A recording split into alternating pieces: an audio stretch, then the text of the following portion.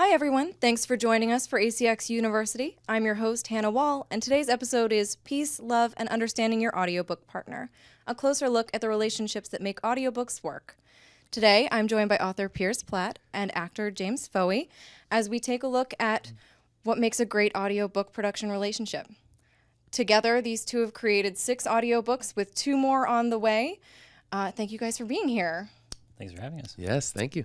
James, on my far side, is an actor and narrator living in New York City. He received classical training at Boston University and the London Academy of Music and Dramatic Arts. He has recorded more than 100 audiobooks across a variety of genres and is currently performing off-Broadway in Puffs, or 7 Increasingly Eventful Years at a Certain School of Magic and Magic. Yes. Thank you for joining us. Thank you. And Piers is a New York Times bestselling author of Combat and Other Shenanigans, a memoir of his year-long deployment in Iraq as a tank and scout platoon leader, as well as the Janus Group series. Piers grew up in Boston, but spent most of his childhood in various boarding schools, including getting trained as a classical singer at a choir school for boys. He joined the Army in 2002 and spent 4 years on active duty. Thanks for being here. Thanks for having me.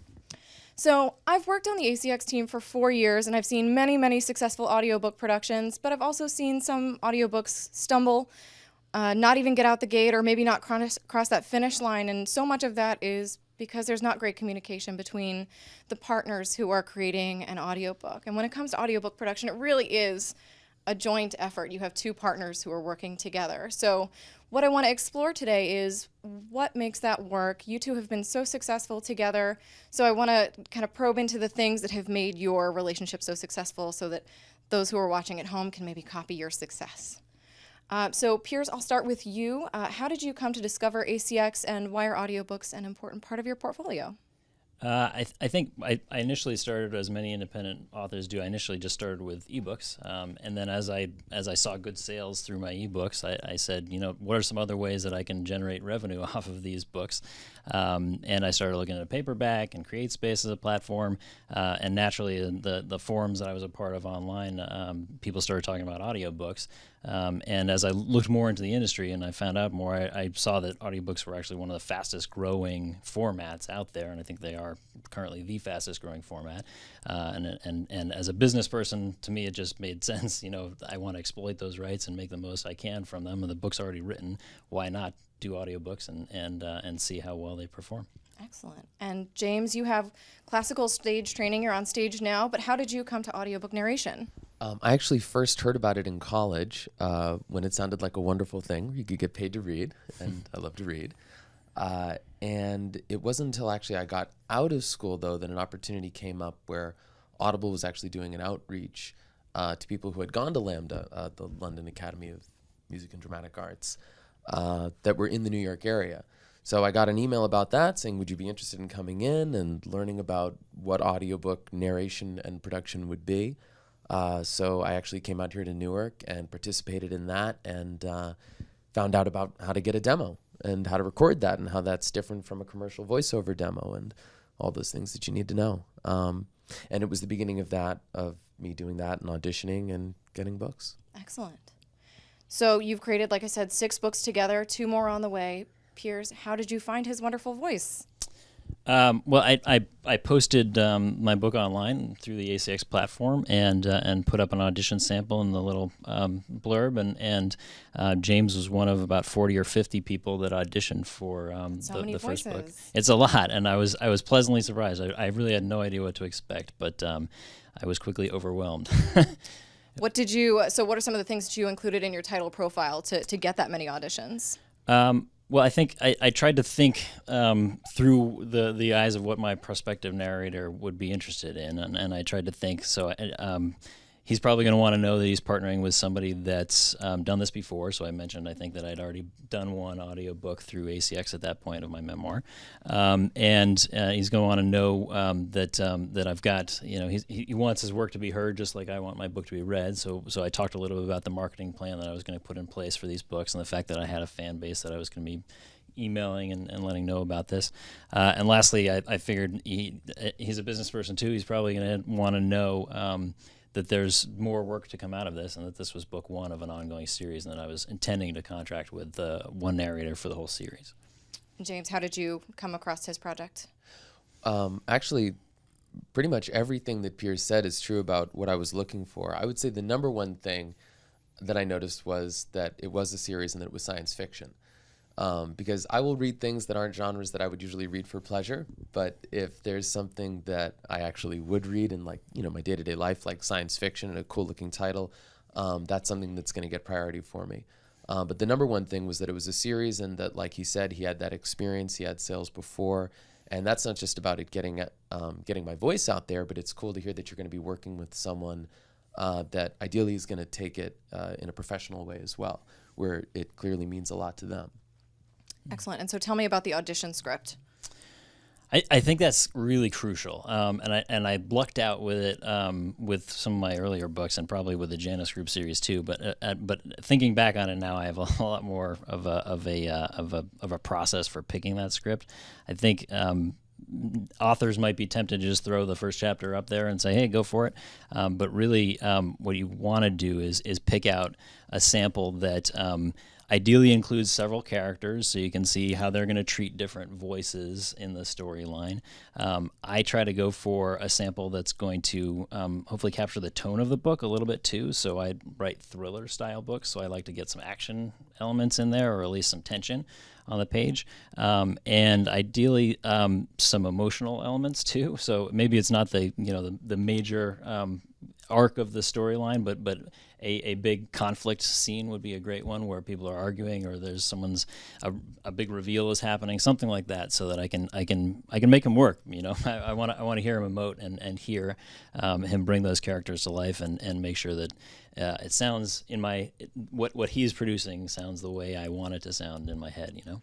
It's so important to set that expectation right even before you're in a contractual relationship. It is, and what I want to add to that is that it also means for less work later.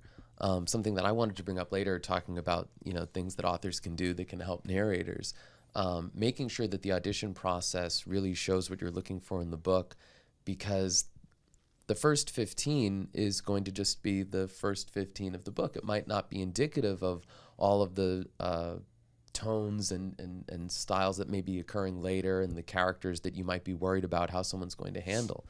But once you've approved the first 15, you've given a vote of confidence to the narrator. They're going to think that they get what you want. And if you've gone through a good audition process, then that's more likely to be true. And you're more likely not to be surprised by their take on something later. It's just a longer audition, really. Yeah. Well, I think also too. Oh goodness, I don't want to get you off track for, No, please.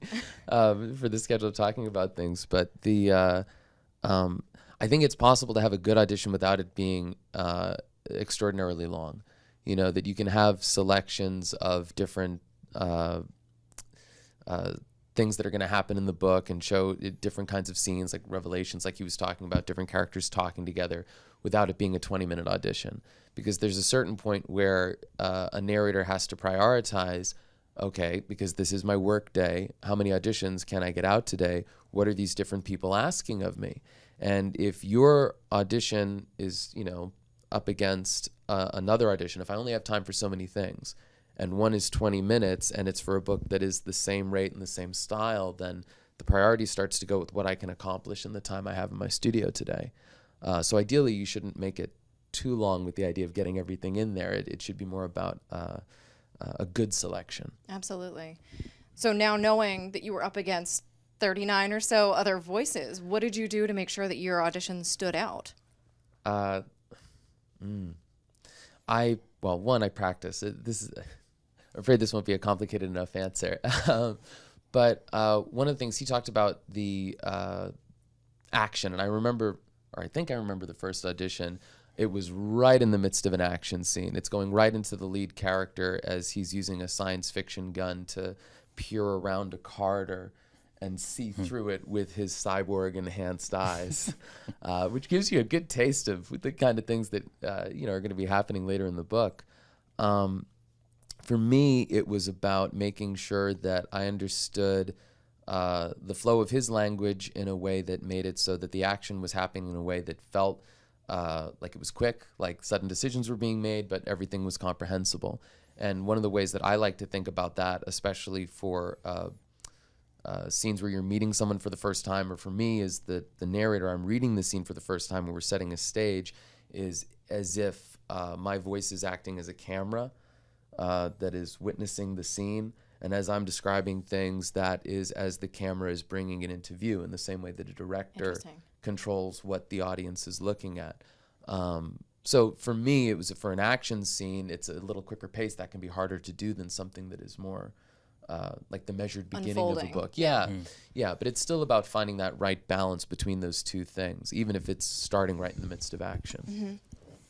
Now, Piers, you told me before we started rolling that you took your top couple of auditions back to a group of beta readers and close friends to review the final selections. How did you narrow down that group to just one? So I think that you start with a 40, and I kind of picked the top 5 to 10 from there that I thought fit the book best in terms of tone, and there's different varying levels of quality that you get in those 40 auditions. There's clearly some folks that are just, this is an early audition, they're not as experienced as someone like James is. So I said, I wish them luck, but that's not right for my book. And from that top 10. I had a favorite, and spoiler, it was James, but I didn't tell my beta readers who it was. And these are folks that have read the book already, so they know the tone, they know the characters. They have that camera in their head already that's been playing the movie, if I've done my job right. And I wanted to hear what they thought, and basically I sent them a link to the 10 samples and said, hey, do me a favor, listen to these and tell me what you think. And everyone came back, and James was the unanimous decision there. So it was an easy call for me. Yeah, which is wonderful. But it would be quite a revelation if you said you were not my first pick. No, my family and friends ganged up on me. And There was another narrator that was a very close second, but no, you were the unanimous pick. So Piers, you mentioned 40 auditions is a lot of auditions. Did you listen to every single one? Did you provide feedback to every single one? I did. I listened to every single one of them, and in most cases, actually, I think I listened to them twice, just to kind of you hear it once, and then you've heard it, and after a while, they start to blend together, so you have to go back. And then once I'd whittled it down to James and picked James, I sent out a note to all of the people that auditioned, and it was just a form note, a quick through the ACX system. Thank you very much for your time. I appreciate it. I'm going to go with somebody else, but again, thank you. And I think I would guess the narrators appreciate that note. I didn't actually include formal feedback, they weren't personalized notes for everyone, but I think at the end of the day, all these folks have taken a big chunk of their time to send me an audition, and I think that's the least I owe them, as a quick note to say, thanks, but I'm not going to be going with you, but I do appreciate the work you've done. Very good. James, is that your expectation when you audition? Or are you just putting it out there into the world? It's not my expectation. It is a very nice gesture, and I always do notice that. It's a nice thing when people send you that message. So you negotiated your contract, and as James mentioned, then he records the 15-minute sample, which is a longer section of the book. What tools did you give him to make sure that he was then able to capture what you envisioned for the full-length audiobook? So aside from just the full manuscript for the book, what I did is I sent over either an email or at the beginning of the book just a list of the character names. It's sci-fi and it's in a future setting, and in my world the names are slightly stranger versions of regular names generally, or I go to other languages and I pull out names, so the pronunciation could be all over the place, but in my mind I had the ways I wanted these names to sound, so I sent him a guide for how to pronounce each of the names. And for the planets and the people and the characters and all that stuff. And then for each of the characters, too, I included just a short descriptive paragraph for sort of their personality, whether they were older or younger, whether I wanted them to have an accent or not. I think in the first books there really weren't any non-American accents, but later on we started getting fancy and we did a Russian accent and that stuff. So essentially I thought of it as I'm kind of directing a movie here almost. What would my actor need to know here to effectively deliver against the script that I'm giving him? And hopefully that was helpful. It is extraordinarily helpful. It is really nice. These are all great things about working with Piers. The character descriptions, the pronunciations. I was going to say one thing about the pronunciation. that's nice is one, it means it's less of an email chain later, because I don't have to then ask about every single thing or send a bulk email where I'm asking at the beginning, here's all the things that I caught that I'd like to know how to pronounce. So he's doing that for me before I even have to ask. And then two, it's also letting me know that he's thought it through, which is really cool. That, because sometimes people will write science fiction sounding words or fantasy words, and they won't always have the exact idea of how they want to say it in their head, which is fine if we decide on something together, but it makes me feel more confident in what I'm trying to do if I know that they have a vision for it specifically already, that it's not going to suddenly change later and say, oh no, actually that's not what I'd like to do now, I've thought about it more, that he's coming in with all those things already in place. And the character descriptions are really helpful, and I want to say a little more about that because I think there might be the temptation to think as an author that if you needed to write a character description for the narrator, maybe there was something wrong with your writing, and that's not true at all. If I've noticed since becoming a narrator, reading, just in my own time, how rarely a character's voice is described in text. It's not something that tends to come up, and yet it is the way that I'm going to be relating the characters through the audiobook format. But there's very rarely in books a great deal of vocal descriptive attention paid.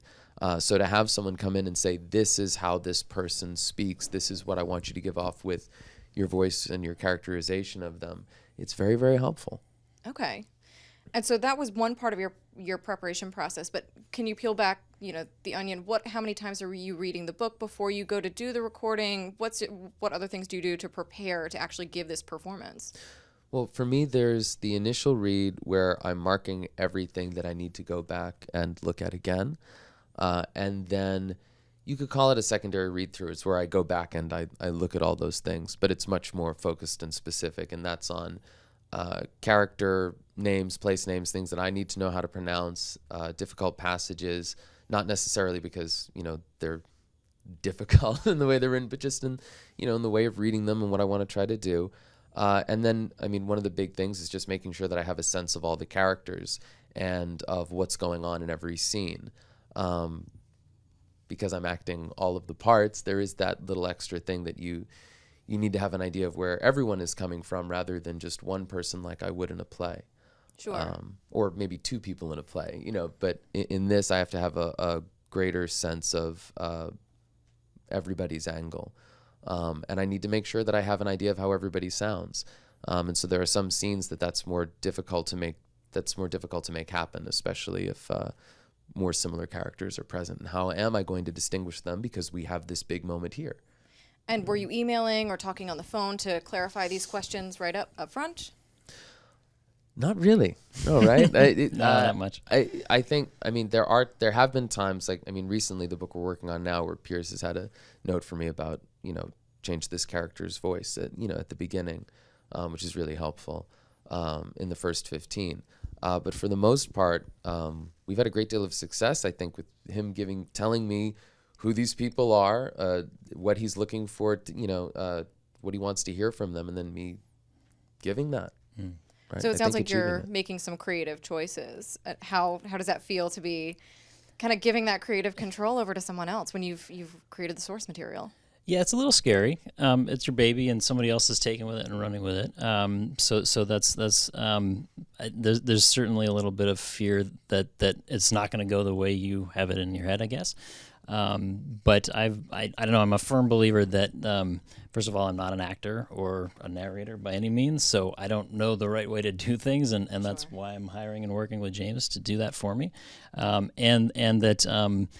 Two heads are better than one, and the more people that collaborate on a project, the better the end result is going to be. So I'm okay giving up that creative because I want him to make it his own to a certain degree as well, and to bring the things that I haven't thought of, but there's ways that he could read it that maybe don't change the meaning, but do make it a more enjoyable experience for the listener. So I absolutely want him to do that. That'll make it a better audiobook in general. Has he ever made a choice that you didn't agree with?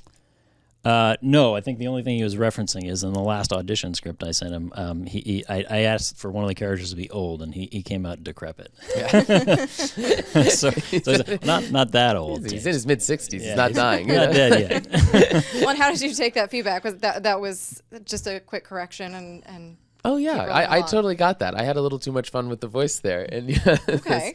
this older crotchety doctor, but more crotchety in his mood than in his actual right. age. Sure. Yeah. Okay. Or like a McCoy character. Yeah. Okay. So as you're making these creative choices, has there ever been a time that you didn't have enough guidance? I mean, you've had such a great relationship with Piers, but maybe another author or rights holder you've worked with didn't give you as much guidance and you made a choice that they didn't agree with. I would say this has actually come up more when I've done multicast works. And I think maybe that's just also because it's harder. It's a bigger process for auditions. Sure. Because you're looking at twice as many people and figuring out exactly what you want. And then also making sure that you get enough in the first 15s and the auditions to have a sense of all the things that could happen later throughout the book. You know, we were talking about having a good selection that is a good indicator of what the book is. That's, you know, it's twice as much work to put that together for two people. So when I think about the biggest issues I've had, it's been in dual cast books, which I've done many of, and they're great. I enjoy working with other people. But there is more of a potential for someone not to fulfill the author's vision there. And that's one of those things, my biggest pet peeve would be if something is actually in the first 15 as a choice about a way a character is being handled, and then to not mention it until the book is complete. You know, like if Piers had thought, I don't like that, the way he's doing that old guy, and then just hadn't said anything, you know, or it had only occurred to him later, like, oh, I'm really thinking, then he gets the finished book late, you know, weeks later, all this work is done, and he says, you know what? All the times he speaks, that's not working for me, and that's a big deal. For those at home, what is that? Say that happened, God forbid. What would that process to replace all that audio look like? Just so I can stress that it shouldn't happen. Yeah, because the process would look like one. You know, you'd have to find all the places that character was speaking, and then you'd have to figure. I mean. You'd have to figure out what was wrong and how many things does that affect. You know, is it really necessary to change every single thing? You got to get to the heart of what their issue is. And the best way of avoiding that is if there's a character that you have a question about as the author or you think might be difficult to portray to your taste or because it's particularly close to you. I've had a thing before where I felt like we got, as a pair, more notes about a character that I think was supposed to be the author, really? Okay. Like in their work, and Okay. it seemed like the one that was them was the one that they had very particular ideas about how that one is supposed to come across. But just more information at the beginning would have made it possible, and also to really take seriously the first 15 and to really take seriously the auditions and think, no, really imagine that now instead of 15 minutes, this is 8 hours. Yeah. And that's so much work because you have to imagine 5 hours of work for every one of those hours. And so to ask somebody to redo that is a lot, especially because just on the business side of things, practically, you're only getting paid for the finish hours. Right. So if somebody asks you to go back and re-record vast amounts of material, it's like they're cutting your rate, you know, because you're going to get the same amount of money, but now they've asked you to do maybe twice as much work. Is that level of line direction typical amongst audiobooks, or is it more common for you to have a little more creative control? It's more common to have more creative control. And I would say, you said the line reading. I think this is something we talked about earlier off camera, that the worst breakdown of the process for me for getting a note as an actor, either in a play, film, or in an audiobook, is where the person directing me asks me to parrot back the way they want it said. Ideally, because, I mean, for the skills that I have, if they're being utilized, it would be you tell me about the situation, make me understand what this moment is, and then I will give you something that fulfills that. It's not really possible for, especially as long form as an audiobook is, if you're working with a narrator that you want to over and over again tell them emphasis-wise how a line is said, you should be working with someone else. Okay. Or you should be giving up more creative control. It's one of the two. Okay. But it's not a It's not a sustainable. It's not a sustainable way to work relationship. for a long-term Yeah. performance, a long-form performance. Okay. Now, Piers, how did you feel about hearing your work performed in the full length for the first time? Yeah, it was weird, but very cool. It was enjoyable. I don't listen to a ton of audiobooks. I have in the past, but most of my commuting time, train time to my day job is used for actually writing my books and not reading other people's books. We'll forgive that. So yeah, no, but I really enjoyed it, and it was fun to hear it, and it makes it that much more real that you've created something and now somebody else is helping you bring this out to the world. That's excellent. And it sounds like you didn't have a ton of creative notes for him. No. I mean, the notes that I have for James are typically things like, you caught a typo that was still in my script. Leave it as is. It's good. You fixed it for me. Thanks. Or, he might stumble on a word at one place and I'll catch it and ask him to fix that or something like that. Or it's slight changes, but nothing major. Now, you just mentioned that you're catching typos. So are you reading the manuscript while you're listening? Tell me about how you review the final audio that you get back. So I'll download all the files. James will upload all of them at once when he's done, and I'll download them when I get the notification. I also, here's a trick, a cheat for the authors out there. If you listen to them, you can actually listen to them speed it up at like 1.2, 1.5x speed, and that'll speed up your review process while still hearing the full performance, and I don't think missing a lot of the quality of it. But if you're pressed for time, that's one way to shave a little bit of time off the review process. But I will absolutely, I'm reading along in the text as James works through the manuscript and sort of comparing what he says. So yeah, that's generally the bulk of it. Is if in his editing process he clipped out a couple words in a sentence by accident, or if he changed one of the words and actually wanted back the original version. That's basically what it comes down to for me. Okay.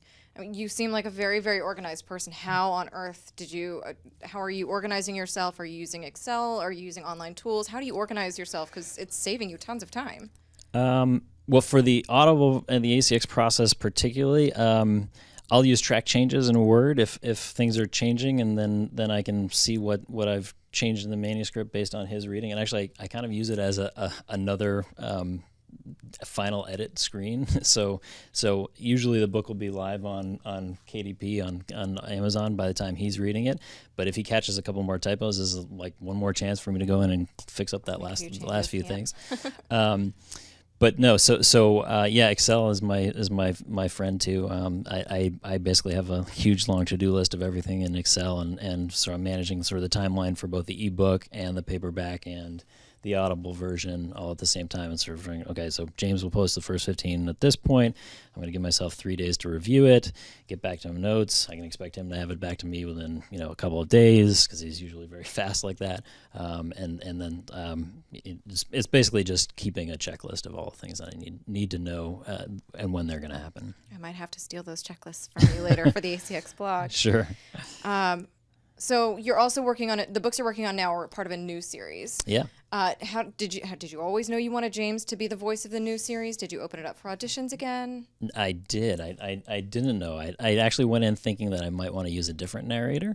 And I kind of thought, James has been great. He's been the voice of Wrath, the main character of the original series.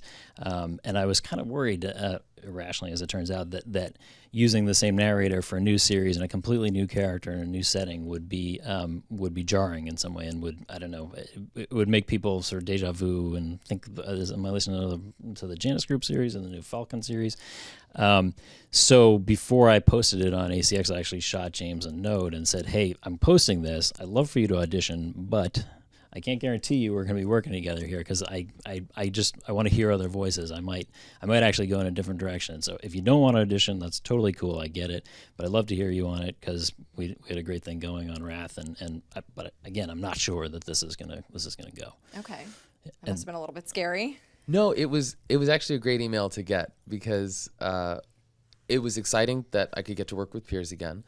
And also just to know up front, like, that this is the situation. He didn't hold back the thing that I'm actually really considering maybe not having another voice, and then or not having your voice again. And also when he phrased it that way, I knew that maybe even if I gave a good audition, it might not be a thing about my performance, it might just be that he wanted a different voice, just for the sake of having a different voice in the series. So that's a bit of pressure off, and then it's just a nice opportunity. Piers, I forget his exact phrasing, but the email was very well worded about exactly what the opportunity was and what he was thinking, and it was still, I know Piers likes my work. It's transparent. There's some trust between the two of you from 6 books of history. Right.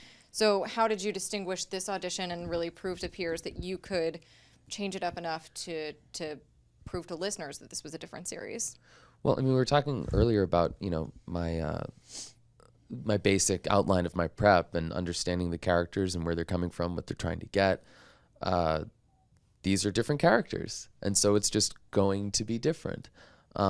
It's also taking place in a very different setting with a different kind of narrative drive for what the form is. So as long as I understand that and can get into that headspace of this new place, it's just going to sound different, even if it's with my voice.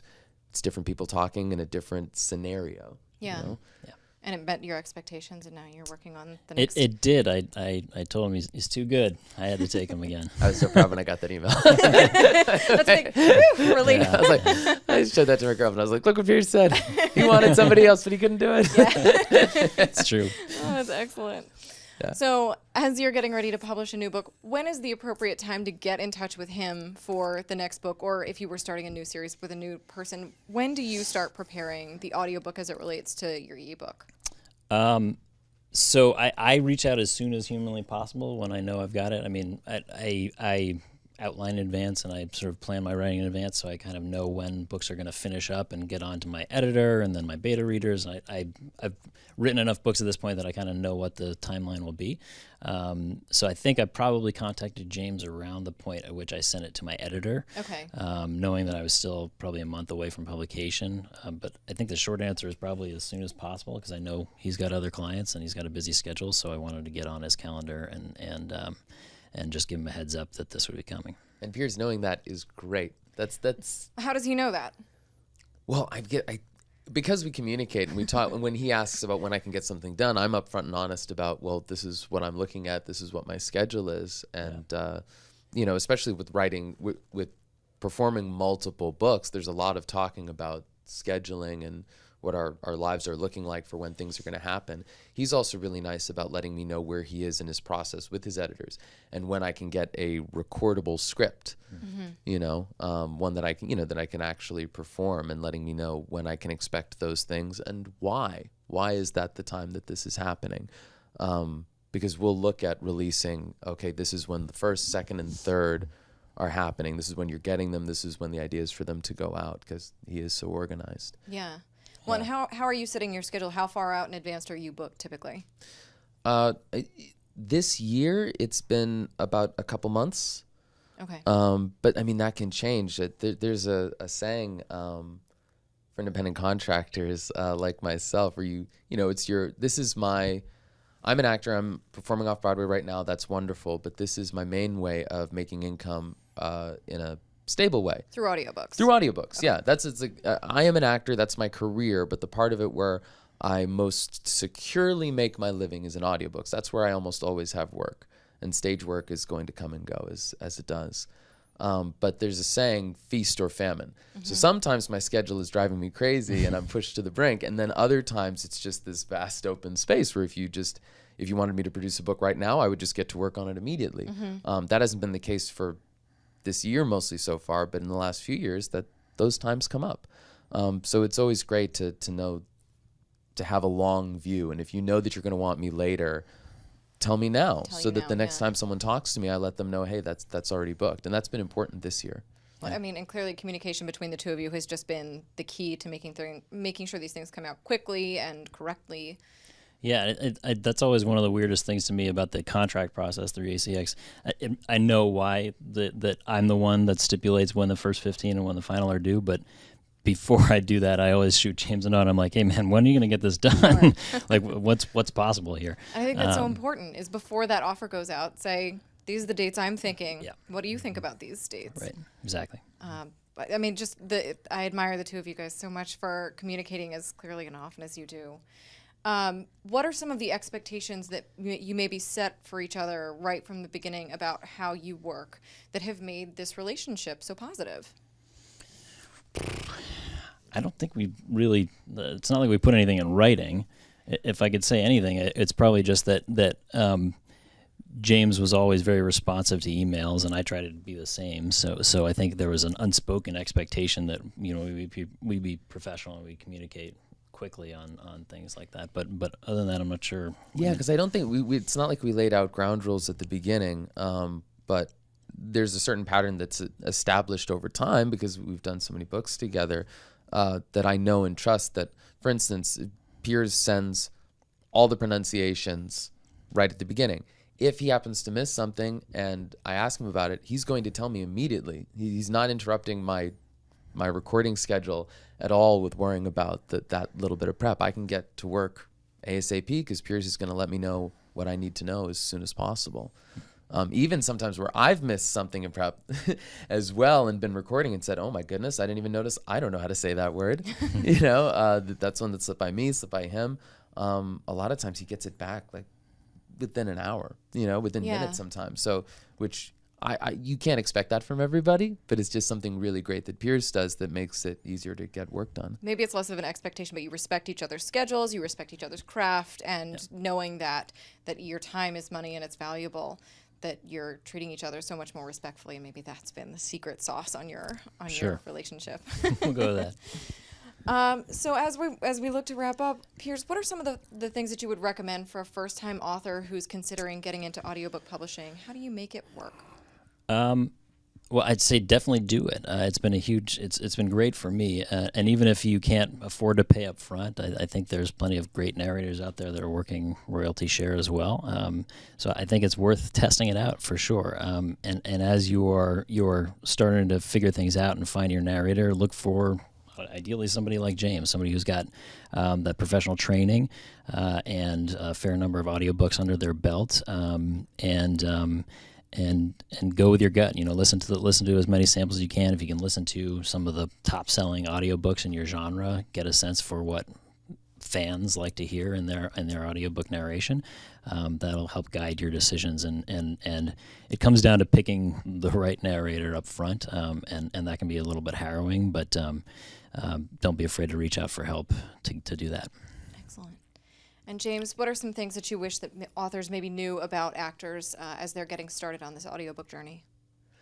I guess the big thing would be that this is my craft and my career, that it's something I care very much about. It's how I make my living. So, when you're speaking with a narrator, do it with that expectation. And that's not true for everybody, but it's true for a lot of us. And if you're working with someone with experience, it's probably true that they care a great deal about their work and their craft and their timing and their schedule. And this is important to them too, in the way that they make their living. It's a big focus for them. So ideally treat it with that kind of respect. And I want to say, I was talking a bit about my pet peeves with narrators and or with authors and first 15s and notes and how that all works. But I want to say my experience with ACX has been overwhelmingly positive for the books that I've done and how well it's worked out with authors. And a thing I wanted to say too about what Piers said about there being good narrators out there doing royalty share.